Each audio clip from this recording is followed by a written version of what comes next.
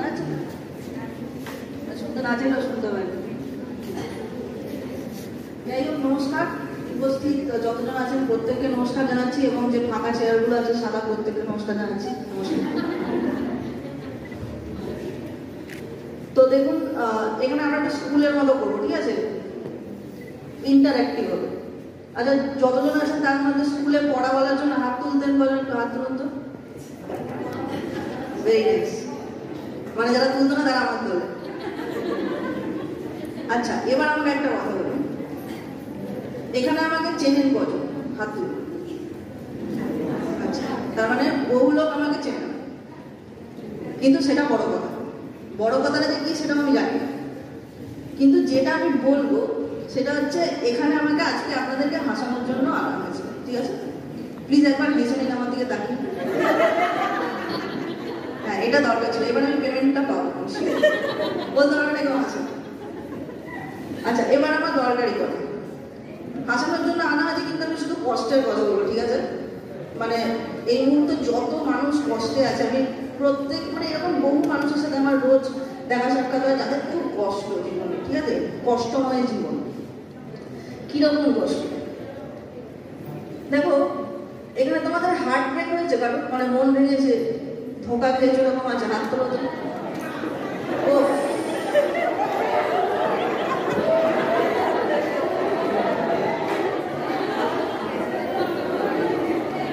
এবার নামাতে পারো, বুঝেছি। খালি প্রেম প্রীতি ভালোবাসা না, আর কিচ্ছু নেই জীবনে। না, ভালো প্রেম টেম করা ভালো, এতে শরীর মন দুই ভালো থাকে। যাই হোক, তোমাদের হাসা হয়ে গেছে? তাহলে বলি। আচ্ছা, কি বলছিলাম ভুলে গেছি। মন দেখেছে। হ্যাঁ, কি হয়েছে? ঢুকে দাঁড়াবো? ও হ্যাঁ, আমি খুব লম্বা তো দেখতে পাচ্ছি। এবার ঠিক আছে? আচ্ছা, এবার বিষয়টা হচ্ছে, মন তো অনেকেরই ভাঙে, সবই প্রেম প্রীতি ভালোবাসা, যা বুঝতে পারছি, কিন্তু আমার খুব বাজে ধরনের মন ভেঙেছিল, ঠিক আছে? আমার এবং আমার কয়েকজন ভাই বোনের। এখানে তোমরা ইমরান হাসমিকে কতজন ছিল? হাত তুলতেও বলিনি, সবাই হাত তুলে দিচ্ছে। ইমরান হাসমির বেশি ফ্যান, বুঝতে পারছি, খুব স্বাভাবিক সেটা, কারণ ইমরান হাসমির মতো নারী কল্যাণ, নারী সেবা কেউ করে না, ঠিক আছে? মেয়েরা সেবা চাইছে না, ইমরান হাসমি সেবা করে দিচ্ছে, এটা তো হবেই। মানে ইমরান হাসমি হচ্ছে নিজেই একটা নারী কল্যাণ সমিতি। এবার বিষয়টা হচ্ছে, তো ইমরান হাসমি স্বাভাবিকভাবে আমরা অনেক ফ্যান ছিলাম। একটা সিনেমা এসেছিল দ্য ট্রেন, তোমরা দেখেছো কেউ? একটা গান ছিল ও আছে না বি, ফ্লপ সিনেমা এসেছিল। যাই হোক, তো আমাদের তখন হেভি ক্রেজ। ইমরান হাসমি শুনেছি দ্য ট্রেন সিনেমায় হেভি ট্রেন চালিয়েছে, ঠিক আছে? পুরো দুরন্ত এক্সপ্রেস। দেখতে যাবো, মানে কি দেখতে যাবো তোমরাও জানো, আমিও জানি, দেখতে যাবো। তো সবাই চান করেছি, সকালে উঠে এত ডিও লাগিয়েছি না, মানে হল থেকেও লোক শুকে নিতে পারবে, আমরা ডিও লাগিয়ে আসছি। আর একটা বন্ধুর মুখে খুব বন্ধ,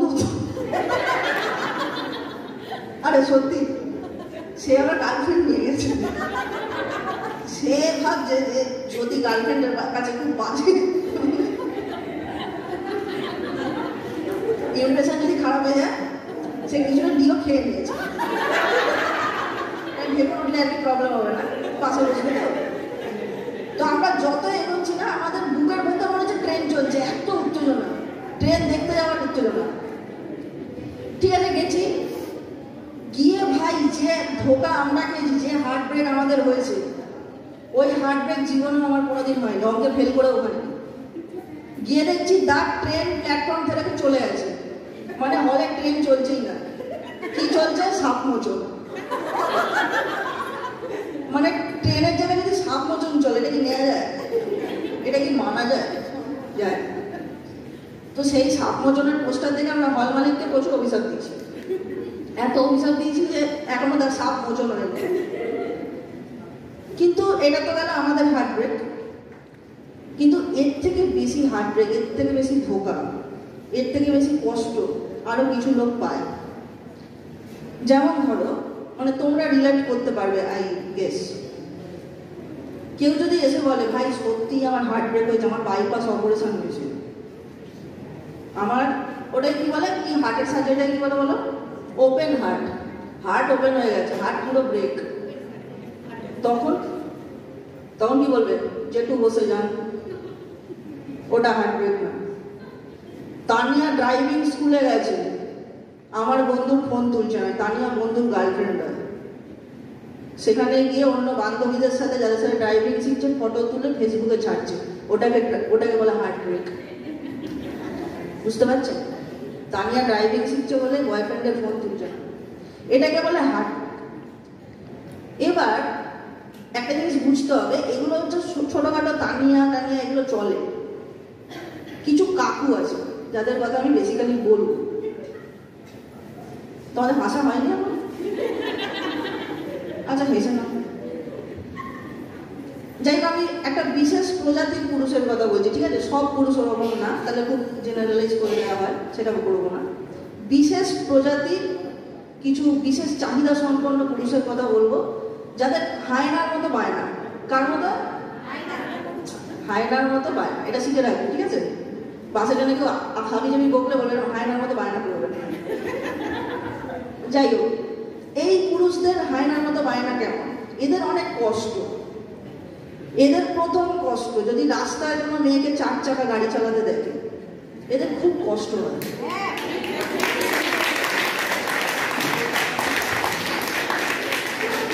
আরে হ্যাঁ, ফেসবুকে দেখে মিমও বেরোবে, দুটো কাপ ঠুকে বলে, খুব স্মার্ট। যাই হোক, তো এদের খুব কষ্ট। কষ্টটা কেন? মানে তুমি মেয়ে, তুমি সংসার চালাবে, তুমি গাড়ি চালাবে কেন? তুমি শুধু গাড়ি চালাচ্ছ সিটে বসে, তা তো নয়, তুমি আবার হাতে গিয়ারের মুন্ডু ধরে ঘুরিয়ে দিচ্ছ।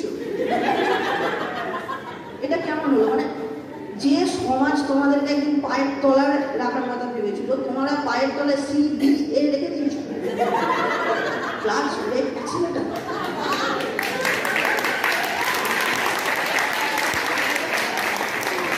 এত বড় সাহস! এবং শুধু তাই নয়, আবার মিউজিক দিয়ে ব্যাক গিয়ার দিচ্ছ, ঘুমের মিউজিক।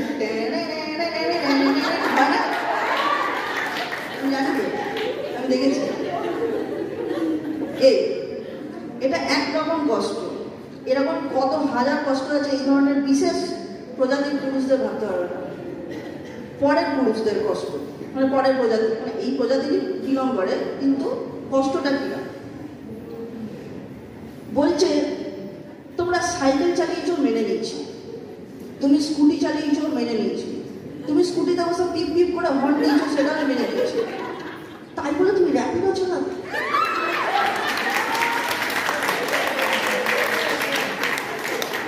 তাই বলে তুমি ওলা বাইক চালাবে? তোমার এত সাহস! এ তো কম না তোমার ইয়ে। একজন পলিটিশিয়ান বলেছিলেন আমাদের, তুই আবার ডিপলি চিন্তা করতে নাকি মানা যায়, জাস্ট লাইক না। সত্যি মেনে নেয় না, মেয়েরা ওলা চালাবে না, মেয়েরা সংসার চালাবে, রান্নাঘর চালাবে, ওলা কেন চালাবে? আর এই জন্য রানু মণ্ডলকে কজন চেনে? এই জন্যই বিশ্বকবি রানু মণ্ডল বলেছেন, এই জন্যই বিশ্বকবি রানু মণ্ডল বলেছেন, যে মেয়ের জীবনটি স্কুটি গাড়ি হয়, সে মেয়ের নিশ্চিত পেট খারাপ হয়। এই কাকুদের আরো অনেক কষ্ট আছে। কেমন কষ্ট? মেয়েদের জন্য বাসে আলাদা সিট থাকবে কেন? ট্রেনে আলাদা লেডিস কামরা, এ কি মেনে নেওয়া যায়? কিন্তু মানে ব্যাপারটা এটা যে মেয়েরা যে ট্রেনে বাসে উঠছে, এটা কি যথেষ্ট নয়?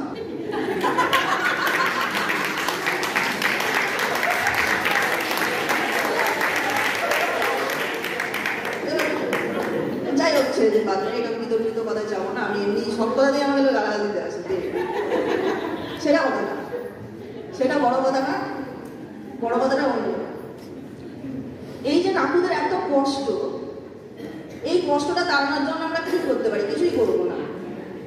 যেটা আমরা করে চলেছি সেটাই করবো, নিজেদের কাজকর্ম করবো, সব কিন্তু কাকুদের কষ্ট টষ্ট যদি আমরা এক পাশে রেখেও দিই, মানে এই বিশেষ প্রজাতির বিশেষ চাহিদা সম্পন্ন পুরুষদের কথা, আমরা কিন্তু কিছু প্রগ্রেসিভ ঠিকঠাক পুরুষদের কথাও বলতে পারি, বলাটা উচিত। সেটা কারা? কিছু বিশেষ প্রজাতির বয়ফ্রেন্ডদের কথা। এদেরকে অতিমাত্রায় দেখা যায়। এদেরকে আমি সেফটি পিন বয়ফ্রেন্ড বলে ডাকি। কি বয়ফ্রেন্ড? Safety pin boyfriend. তার কারণ এরা এদের গার্লফ্রেন্ডের সেফটি নিয়ে এত চিন্তিত যে সবসময় পিনের মতো লেপটে থাকে, আটকে থাকে। That is Y safety pin boyfriend. মানে এরা এত হেল্পফুল, কি বলবো। শুধু তাই নয়, এরা প্রথমে গার্লফ্রেন্ডকে অ্যালাউ করে, তুমি চাকরি করবে, চাকরি করতে চাইছো অবশ্যই করবে, কেন করবে না, আমি বলছি তুমি করবে। অ্যাজ ইন না বললে মেয়েটা চাকরি করতে পারবে না, আমি বলছি তুমি করবে। কিন্তু শুধু তাই না, তুমি চাকরি করে ভালো কথা, ইন্টারভিউ দেওয়াতে আমি নিয়ে যাব।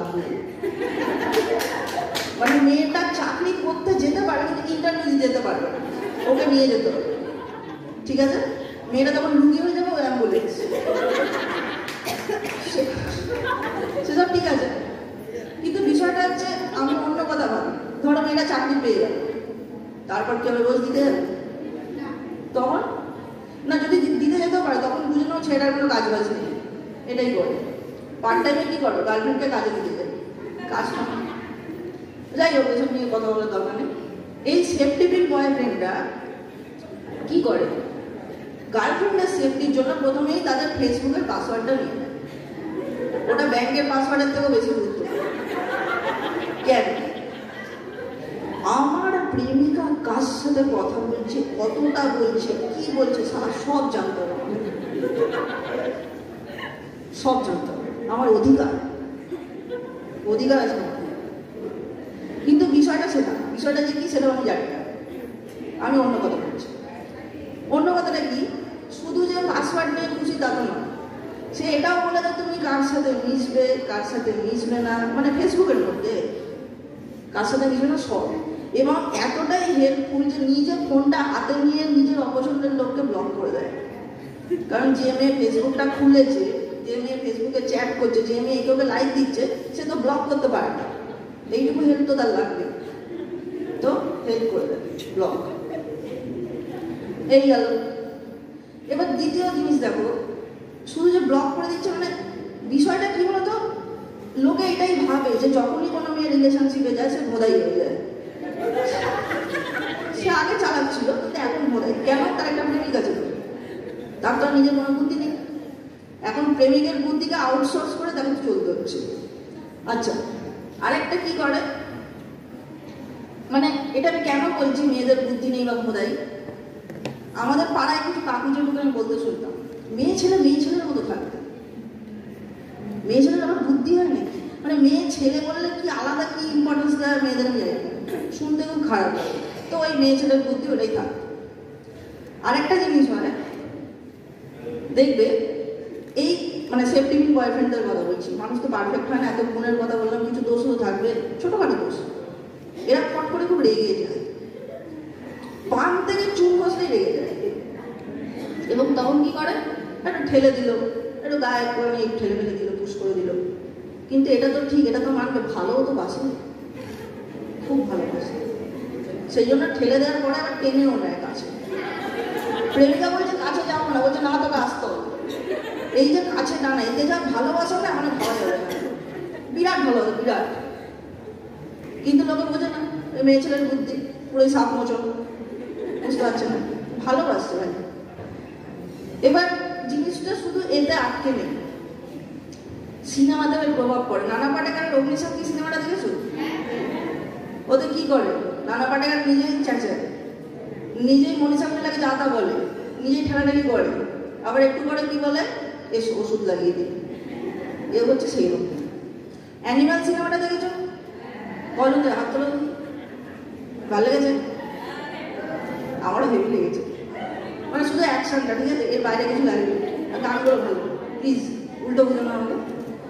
তো অ্যানিমাল সিনেমায় কি দেখানো হয়, যে নায়ক সে তার বাপের ভালোবাসা পাচ্ছে না। অন্য সিনেমায় কেউ নায়িকার ভালোবাসা হয় না, এখানে বাপই নায়িকা। বাপের ভালোবাসা পাচ্ছে না, সেই জন্য অন্য একটা মেয়ের সাথে দীর্ঘদিন শুয়েই যাচ্ছে। আবার তাকে কি বলে ডাকে? ভাবি টু। মানে বাবার ভালোবাসার জন্য অন্য আর একটা মেয়ের সাথে শোয়া বসা করতে হবে কিনা আমি বুঝতে পারি না, করেছে। এবার ভাবো, বাপ ভালোবাসছে না বলে বাপের ভালোবাসা একটা মেয়ের থেকে নিতে যাচ্ছে। বাপের পাশে শুলেই তো হয়, কত গল্প করতে হতো বাবার সাথে সুখ দুঃখে, কিন্তু না, মেয়েটার পাশে গিয়ে শুতে হবে, আবার গান গেয়ে গিয়ে শুতে হবে। ঠিক আছে ভাই, মেয়ে। কিন্তু ব্যাপারটা হচ্ছে অ্যানিম্যাল সিনেমায় যেটা দেখানো হয়, এই যে মেয়েটার সাথে দীর্ঘদিন এইভাবে সহবাস করছে, এতে ছেলেটার মনে কতটা প্রভাব পড়ছে বলতে, ছেলেটার কি কষ্ট হয় না? কষ্ট হচ্ছে? তখন তোমাদের কার মনে হয় ছেলেটার কষ্ট হচ্ছে? হাত তোলো তো। ও কারোরই মনে হচ্ছে, সত্যি তো আমারই ভুল। কিন্তু বিষয়টা যেটা থেকে করতে হচ্ছে বউকে লুকিয়ে, এবং যখন বউ পরে জানতে পারছে এবং শেষের দিকে সিনেমাটা চলে যাচ্ছে, তখন কি হয়, ছেলেটা যাওয়ার আগে বলে যায়, গীতাঞ্জলি আমি হয়তো আর ফিরবো না, তুমি কিসি সে শাদি মত করনা। মানে আমি মরে যেতে পারি, আমি কিন্তু ভ্যানিস, কিন্তু তুমি আমার বিধবা হয়ে পুরো লাইফটা কাটিয়ে দেবে। অনেক আগে একটা বাংলা সিনেমা ছিল, ভাই আমার ভাই, এই ব্যাপারটা যদি সিনেমায় নাম হবে বিধবা আমার বিধবা। গীতাঞ্জলির কোনো লাইফ নেই ভাই, ও মরে গেছে, মানে গীতাঞ্জলির লাইফও শেষ। এবার লোকে কি বলছে, অ্যানিম্যালের সিনেমাটা যারা বানিয়েছে তাদেরকে সবাই গাল দিচ্ছে, বলি এটা কি বানিয়েছো, ফালতু সিনেমা। যারা ফেমিনিস্ট তারা তো ছেড়ে দাও, ধাজ্জিয়া উড়িয়ে দিয়েছে। তারা বলছে কি বানিয়েছো, তোর ঠোঙা সিনেমা, ফালতু। এরা বলছে যে তোমরা একটা ক্যারেক্টারলেস ক্যারেক্টারকে আইডল বানিয়ে দিচ্ছ, মেয়েদেরকে ছোট করছো, এই করছো ওই করছো। কিন্তু আমি মানি না, তার কারণ অনেক আগে 70-80 শুরুর দিকে একটা সিনেমা ছিল মৌচাক, দেখেছো উত্তম কুমারের? তাতে পরিচালক পুরুষের ক্যারেক্টার নিয়ে উত্তম কুমারের মতো স্টারের মুখ দিয়ে বলিয়ে দিয়েছে পুরুষ মানুষের চরিত্র কখনো খারাপ হয় না। মদ খেয়ে গিয়ে পুরুষ মানুষের লিভার খারাপ হতে পারে, কিন্তু চরিত্র কখনো খারাপ হয় না, হতেই পারে। তাই বিষয়টা এইটা হয়ে যায় যে একটা পুরুষের চোখে একটা মেয়ের আইডিয়াল মেয়ে কিছু ক্যারেক্টারিস্টিক্স সেট হয়ে যায়, সেই ক্যারেক্টারিস্টিক্সের বাইরে গেলেই মেয়েটা খারাপ। পুরুষের চোখে আদর্শ নারীরা কিরকম হবে? এক, মেয়ে মানে লেবার, বিনা মাইনে। দুই, মেয়েরা যাই কাজ করুক না কেন, ঘরের তো করবেই, যদি বাইরের কাজ করে সেটা পুরুষ ঠিক করে দেবে, বাড়ির কেমন কাজ করবে, কি করবে, কতক্ষণ সেখানে সময় দেবে ইত্যাদি। তিন, যদি বাড়ির বাইরের কাজগুলো করা হয় সেগুলো কেমন হবে, বাচ্চার দেখাশোনা, বাচ্চাকে পড়ানো, কোনো কোথাও রান্না করা, সেলাই কড়াইয়ের কাজ, বোনার কাজ, অর্থাৎ ঘর গৃহস্থালীর মতো কাজ, রাইট? যে কাজগুলোকে ঘরেলু কাজ বলে হিন্দিতে, যেগুলো মেয়েদের সাথে রিলেট করা যায়, মেয়েদের সঙ্গে ম্যাচ করে। কেউ যদি বলে ড্রাইভিং শিখে উপার্জন করবো, তখন কি বলবে? করতে পারো, কিন্তু সেখান থেকে ক পয়সা আসছে, কি বৃত্তান্ত, সেই সমস্ত বাড়িতে এসে তার খতিয়ান দিতে হবে। আর কি, তুমি যদি ড্রাইভিং শেখো, তুমি যদি সেই পেশাটাকে নিজের করে নাও, সেখানে তুমি কি করছো, কার সাথে মিশছো, কতক্ষণ থাকছো, কোথায় যাচ্ছ, আপ টু ডেট রাখতে হবে, ঠিক যেন সরকারি অফিস, সব বলে দিতে হবে। আর লাস্টলি, তুমি যদি গাড়ি চালাও, বাড়িটাও চালাতে হবে, অর্থাৎ ভোরবেলা বেরোনোর সময় রান্না বান্না করে সবাইকে খাইয়ে সবার চাওয়া পাওয়া মিটিয়ে বেরোবে, রাত যতই হোক তুমি বাড়ি ফিরে আবার রান্না করবে, ঘর দোরে সামলাবে, যা যা বাকি আছে করবে, এবং ততক্ষণ খাবে না যতক্ষণ না তোমার নিজের পুরুষ তার খাওয়া শেষ করছে এবং সে সন্তুষ্ট হচ্ছে। This is the case. মানে আমরা কি বলতে পারি, একটা মেয়ে আমার আপনাদের মতন তার হওয়া চলবে না, অর্থাৎ তার ছোট চুল হওয়া চলবে না, তার জিন্স টি শার্ট পরা চলবে না, তার নিজের ইচ্ছা মতো লোকজনের সাথে মেশা চলবে না, তার ইচ্ছা মতো পেশা চুজ করা চলবে না, তার ইচ্ছা মতো সিগারেট খাওয়া চলবে না, তার ইচ্ছা মতো কোথাও যাওয়া চলবে না, যার সাথে খুশি বেরিয়ে আসা চলবে না, এবং রাত করে বাড়ি ফেরা চলবে না। অর্থাৎ একটা ছেলে মোটামুটি 16 বছর বয়সে যা যা করে, 16 বছর বয়স থেকেই যা যা করে, একটা মেয়ে সেটা 30 বছর বয়সে এসেও করতে পারবে না। Thank you.